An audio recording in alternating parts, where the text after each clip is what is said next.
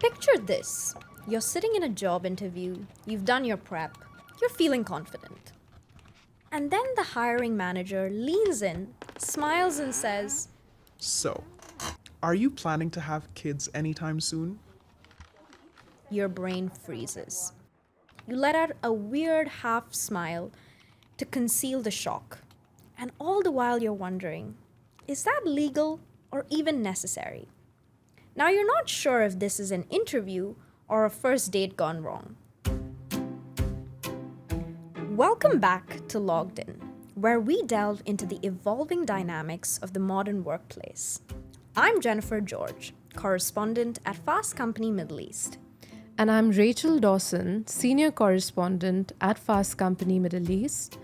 And today we're delving into something that every job seeker has faced, but no one really enjoys talking about: interview questions. Some questions are expected, some are outdated, some feel like they should be illegal, and yet they're all still being asked. So let's dive into the basics. We all know it's common to ask about salary expectations, but asking about someone's last salary, that feels icky, kind of outdated, and honestly discriminatory. But it's also common practice here in the Middle East. And I think most of us here who have jobs or have sat interviews are no stranger to the very routine question of being asked, so, how much did you earn at your last gig? So, what do you think, Rach? Do you think HRs should be asking us this question?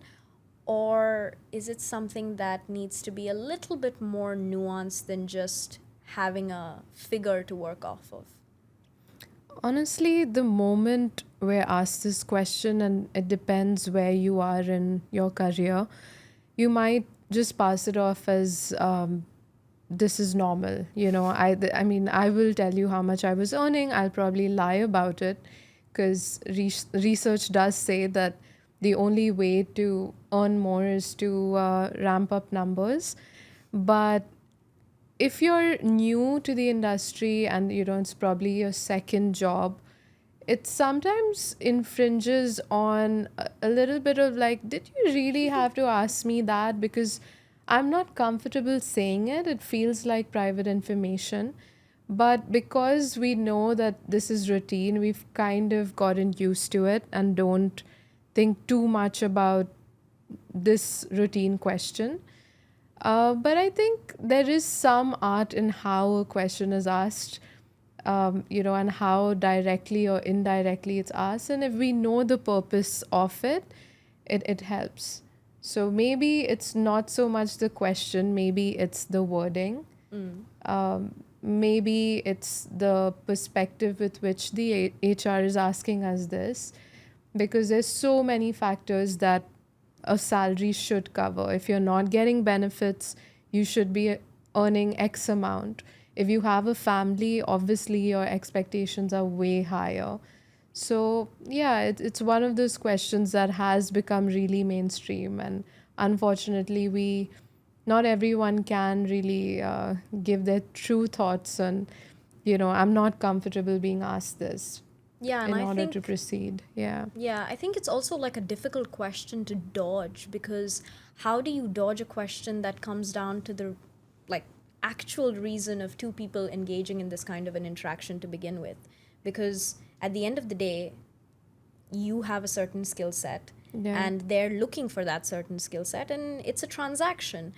But I think we're also very aware and used to the idea that a lot of people in the region, when they do quote a number or are comfortable revealing a number, they are either lowballed from that number or even downright rejected. Because when we were doing research for this episode, a lot of times we received anecdotes of people saying that they quoted a number and were often asked to go lower. Yeah. And that then becomes a longer, more tedious negotiation Yeah. conversation as opposed to the job itself. Yeah. It comes down to something as trivial but also as essential as your salary. Yeah.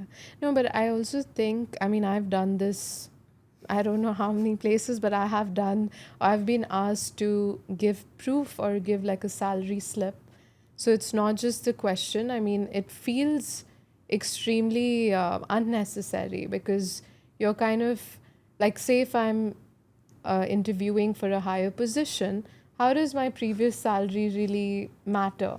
You know, it could be a baseline, but you're kind of stealing my right to ambition in that kind of a question of like, give me proof of your previous salary. So a lot of people ask this. Again, it's a routine, but we pass it off as nothing, but instinctively it feels really wrong. Yeah. And I think as people probably on the other side of the coin, which is as employees, we feel very strongly about being asked this question. Whereas there is always a flip side. And I think as journalists, as much as it might pain us to acknowledge that there is a flip side, especially with something as sensitive as your salary, I think it's an important aspect to just uncover. So we spoke to a couple of HR experts, one of whom is Diana Geldenhuys, the CEO of Gulf HR. And she was very generous with her time and also with a lot of the information that she imparted to us. One of the things was that in regions like the UAE, there's still some kind of reliance on your previous salary as a sort of benchmark for your skill set, your capabilities, your ambition, even to an extent. So when she and I were speaking, she did mention an anecdote about NEOM.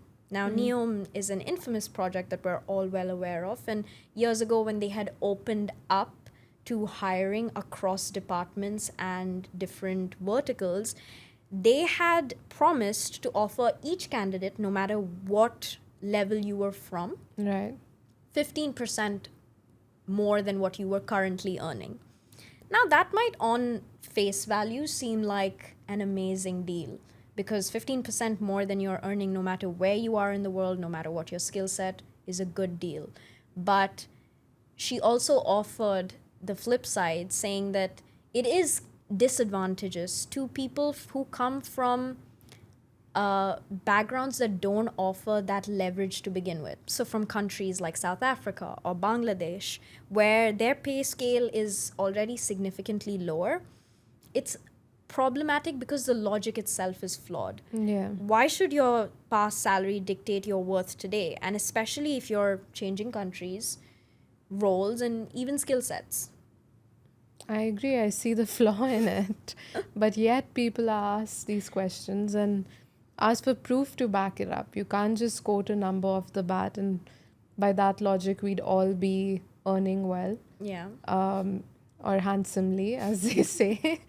But I see the logic, and then I see the flip side of how it could be negative for certain people Yeah. where the currency is lower. That's true. Yeah. And then Diana did also mention this whole talk about quoting a number. She said instead of working with a number, a lot of the times this is an important and crucial aspect of the recruitment process, understanding where and how much to pay a resource. But instead of tackling it with just a number, maybe approach it with a range. So instead of asking your candidates or your, interviewees what their previous pay was, probably ask them what are their salary expectations. Yeah. Or from the get go, outline a certain salary range. And that also then prepares the candidate and also steers the conversation in a more professional, less sensitive route because now you're not playing on sensibilities. You're playing on facts and figures and internal capabilities as well because budget is also something that HR does have to, look Yeah, into yeah, and yeah. is answerable for. And it becomes less of a personal conversation and more of a process. Yeah, I think it also eases out the tension because you're like, okay, Yeah. I didn't quote a figure, but I've given a range Mm-hmm. and I can sleep at night Yeah. thinking that I'll probably fall on the highest scale of the range I've quoted. That's the hope. Yeah, yeah. But then, barring income expectations, there are a lot of more questions that creep up in the interview process. And some of them, I honestly don't see the logic in it because we hear these tales every day. We've heard of them from 10 years ago, but they still exist. So, questions like, are you married? Do you have kids? Or where are you from? These still come up in the region.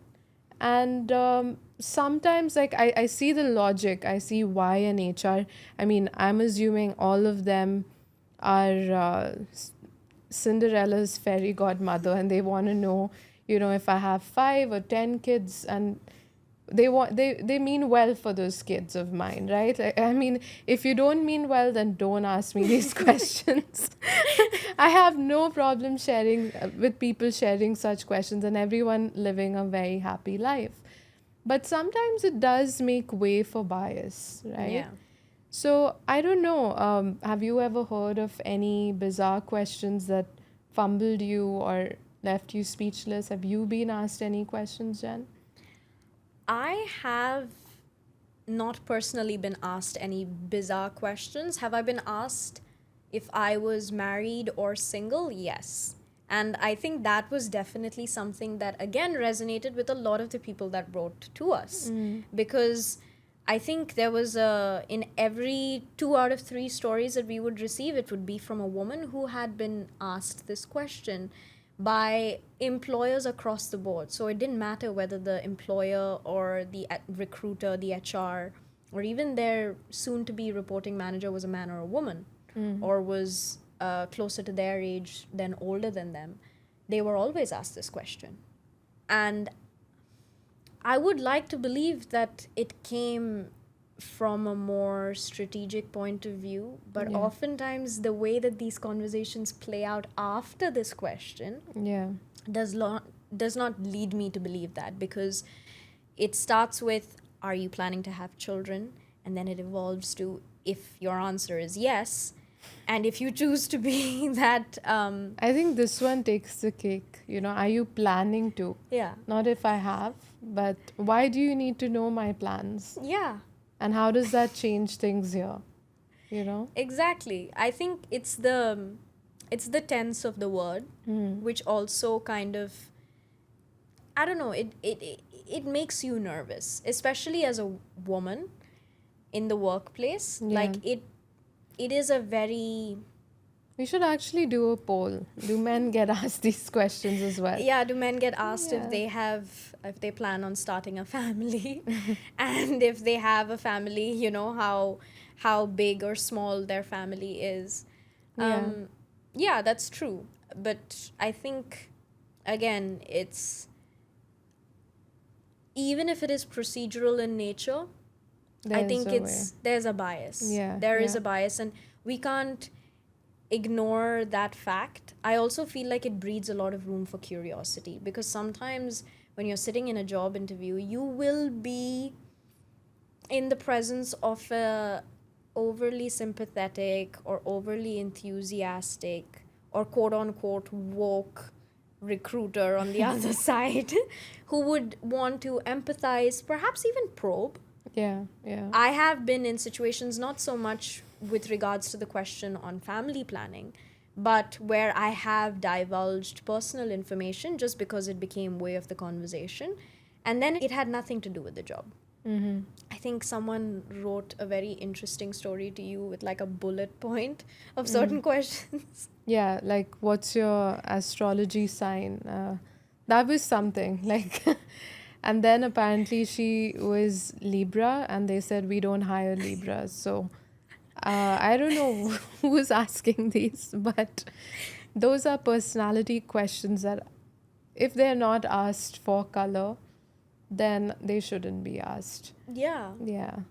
But so Diana did give us her view on this whole barrage of questions of, are you planning a family? And she says that these are common in the Gulf, and often here the intention is that HR often need to know family status, and not because they want to invade privacy, but because benefits like housing, flights, medical insurance differ depending on it. So I think I was right. If the intention is to be fairy godmother to the person, go right ahead. And why wouldn't anyone want benefits for their family? But I think there is a gray area here, because sometimes on the other side, they are calculating costs as well. So, I mean, it's an agree to disagree situation, but let's assume they are well meaning. But she does say that even though they ask these questions, there is a way it should be framed. And instead of asking, are you married? Uh, the right way would be, as part of our relocation and benefits planning, can you share your family status? So that in itself sounds a lot more wholesome and less invasive, Yeah. and less like, if I tell you I have a family of 20, you're not going to reject me immediately. So she does say it's part of the process, but it's not meant for personal probing, and that's a golden rule.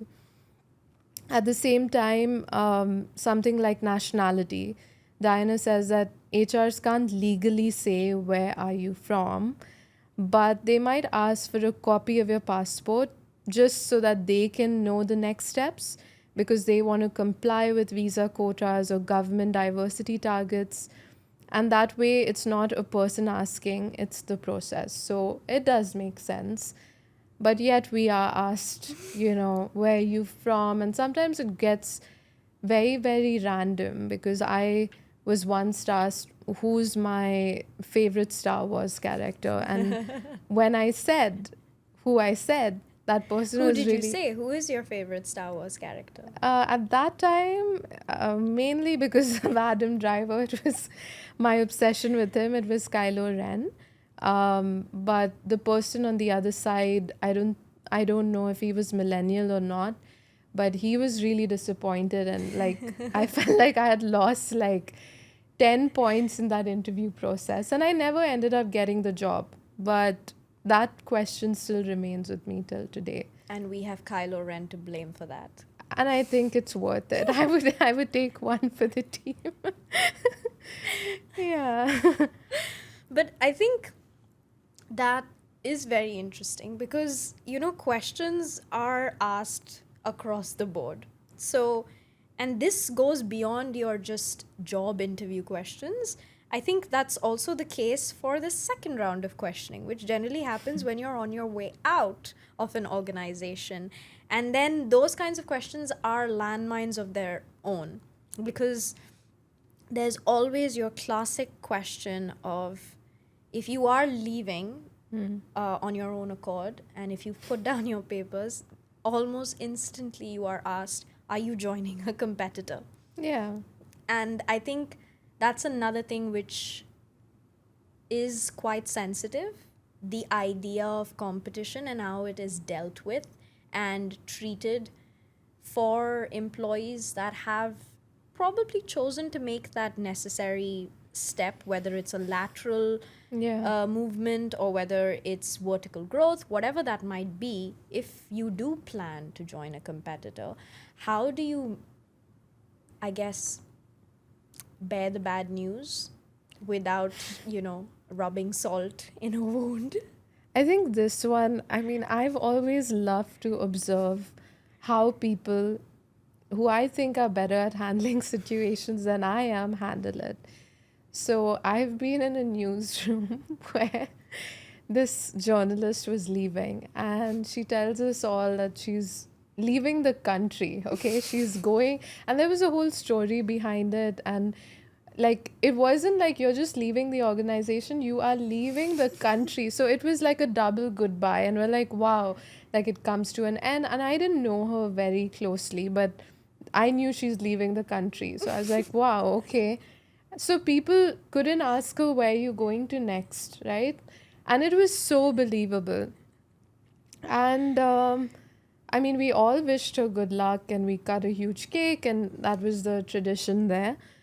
And then I think it was 3 or 4 weeks down the line, she had joined a competitor in the same, I mean, in UAE. So I was like, is that what it takes?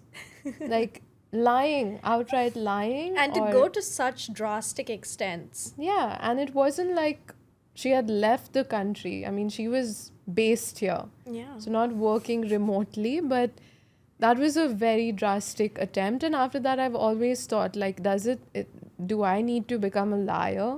If I am joining any place, is the next thing lying, like just to save myself that awkwardness?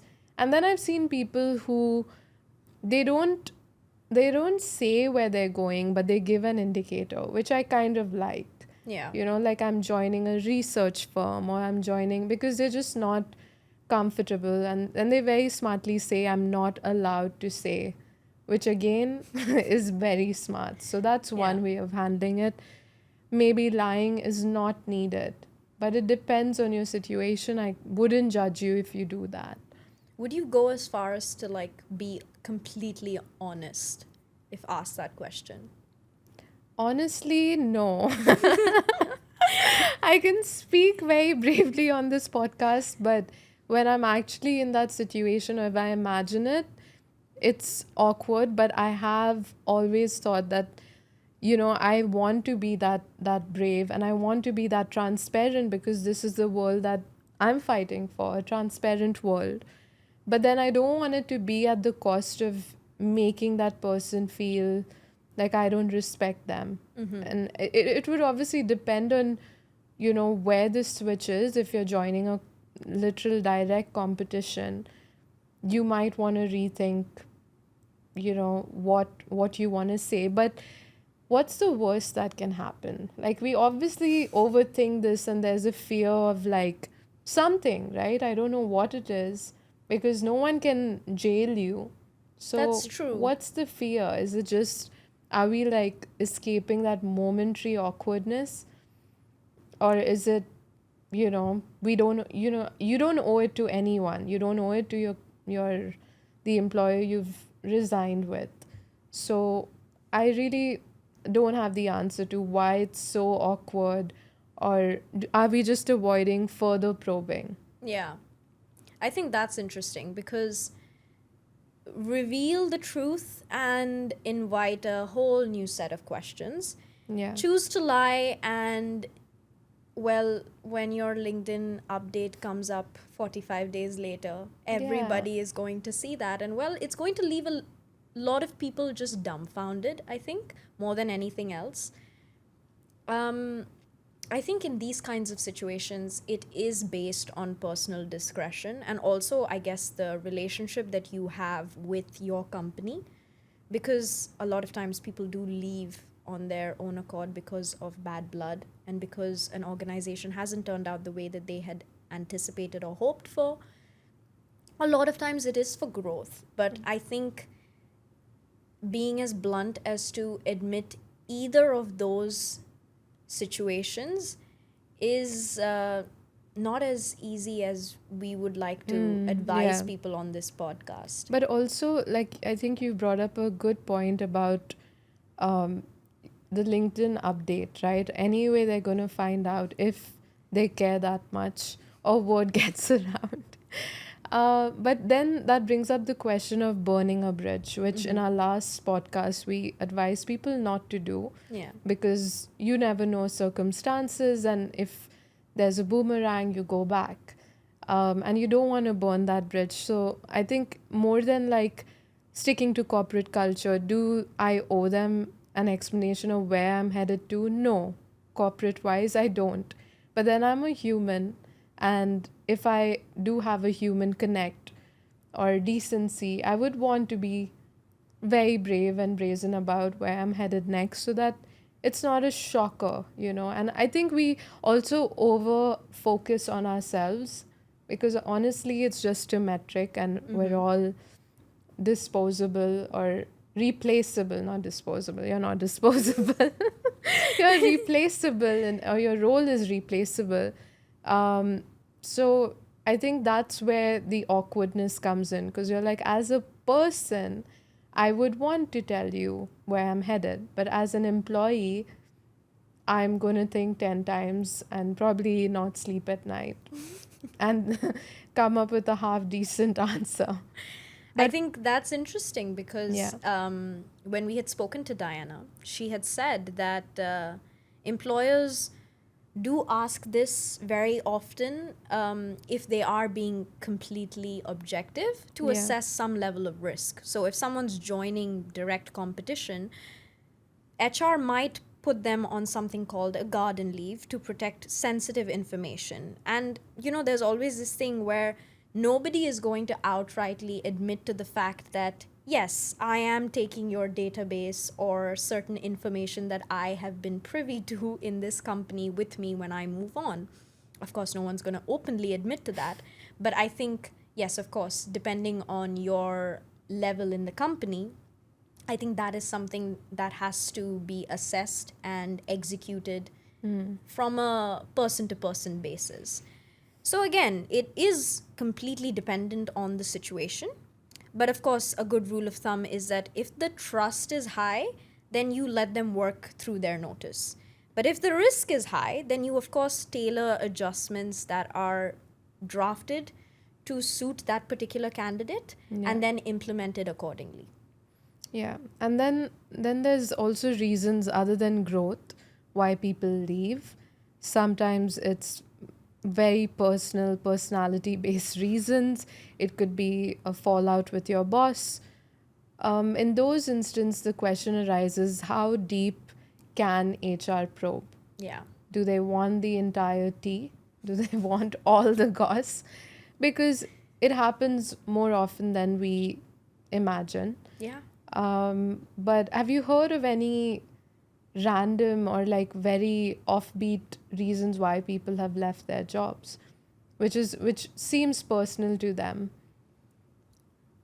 I think hearing about people leaving because they've had like differences with a boss or with their fellow colleagues is fairly common.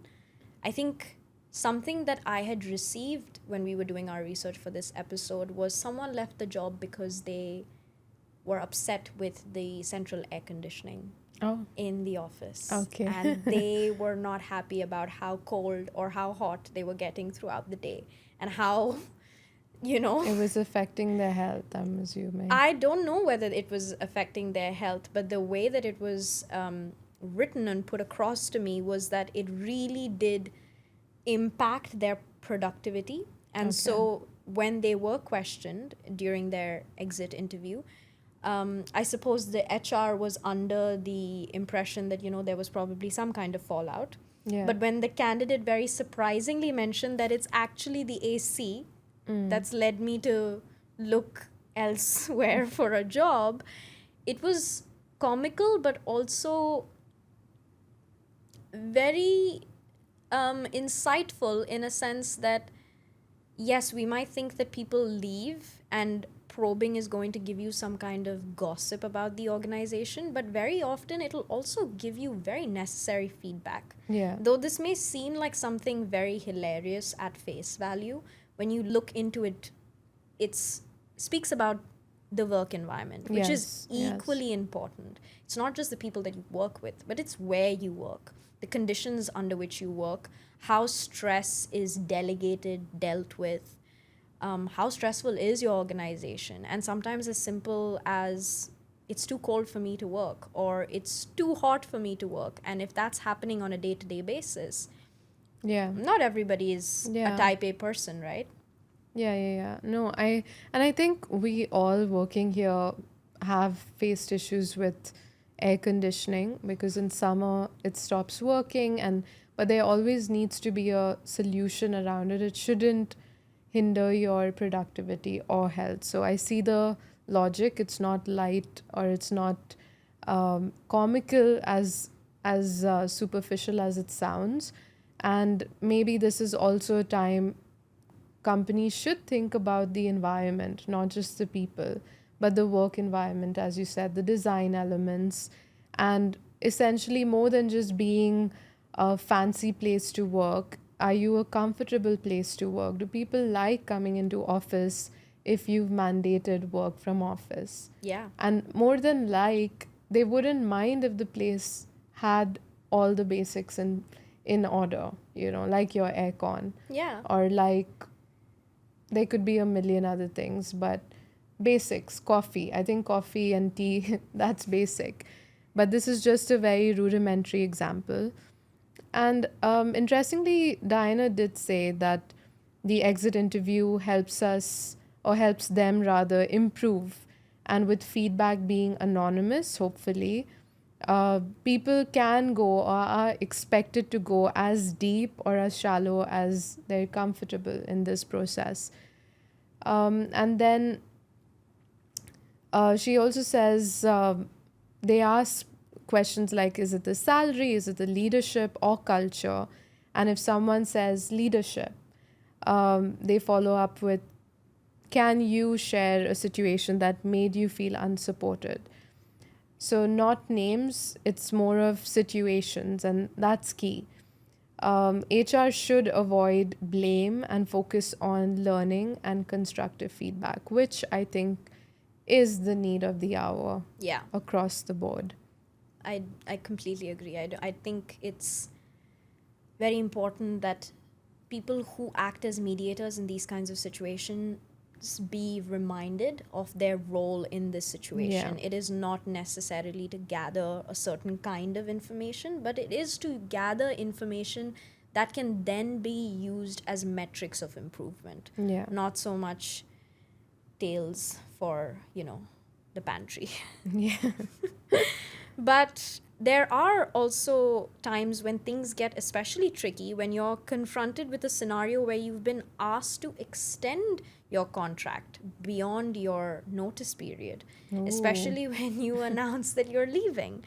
Now, the ethics behind this kind of questioning or request is a little murky because a lot Yeah. of times people might be very clear about the fact that they will be very procedural in nature.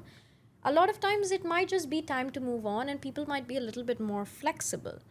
But either way, how ethical is it to ask someone to stay a little bit longer while you maybe look for their replacement or perhaps train someone who is worthy of taking on that role now and for them to perform a complete handover? I don't know how ethical it is because it sounds really unethical. But I feel like I know so many people who are asked this, especially in senior roles. I mean, it's not enough to serve 2 months' notice, which I think is the base here for senior roles.